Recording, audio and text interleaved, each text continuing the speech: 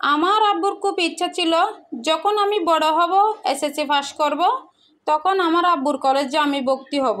কারণ ওর একটা স্বপ্ন ছিল, যে কলেজে ও লেখাপড়া করেছে সে কলেজে তার মেয়েকে পড়াশোনা করাবে। কিন্তু ভাই মজার কথা কি জানেন, আমি তো এসএসসি পরীক্ষায় পাস করতে পারলাম না, তাই মা বাবার স্বপ্নও পূরণ করতে পারি নাই। হঠাৎ করে আমার বাবা আমাকে বলে যে তোমাকে বিয়ে দিয়ে দিব।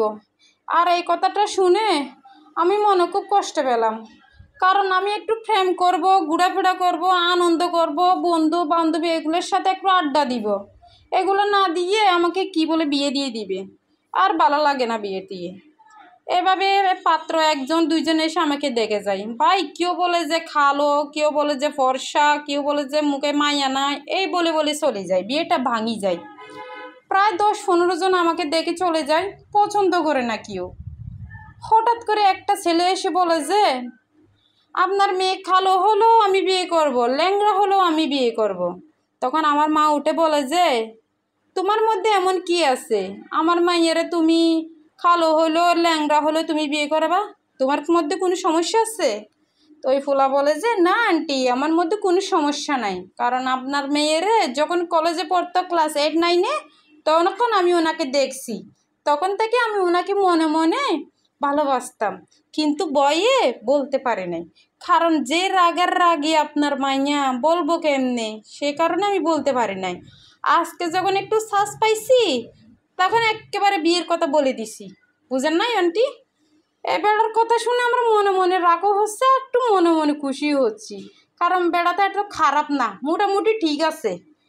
কিন্তু আমার মা বলে যে তোমাদের বাড়ি কোথায়, তোমার মা বাবা কোথায়, এগুলো ছাড়া তোমাকে কেমনে দিব বিয়ে? ও বলে যে আন্টি, মিয়া বিবি রাজি থাকলে কাজে ডাকতে কিসের অসুবিধা, আমার মাও আছে, বাবাও আছে, গরও আছে, সব কিছু আছে।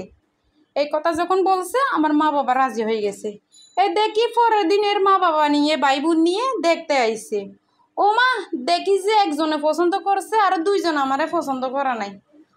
এই বেটা বলে যে তোমাদের পছন্দ হইলো হোক না হইলো না, আমার বউ আমার পছন্দ হয়েছে, আমি এই মেয়েরে বিয়ে করব। আমি বলি কি, আমার মা ওই বেড়ার বলো পছন্দ হইলেও বিয়ে করতে হইব, না হইলেও করতে হবে, এটা কোন ধরনের কথা? আমার মা বলে যে তোর কি জামাই পছন্দ হয়েছে নি? আমি বলি যে মা, জামাই তো মোটামুটি ঠিক আছে, চেহারা শুরুতে এতবার খারাপ না, তোমরা দিয়ে দিলে আমি বিয়ে করতে রাজি আছি। এই কথা বলে আমার মার কাছ থেকে আমি চলে গেলাম। চলে যখন গেছি, বেড়া বিয়ের কার্ড নিয়ে হাজির, বলে যে দেখো মৌসুমি, তোমার বিয়ের কার্ড সুন্দর হয়েছে না, দেখো তো।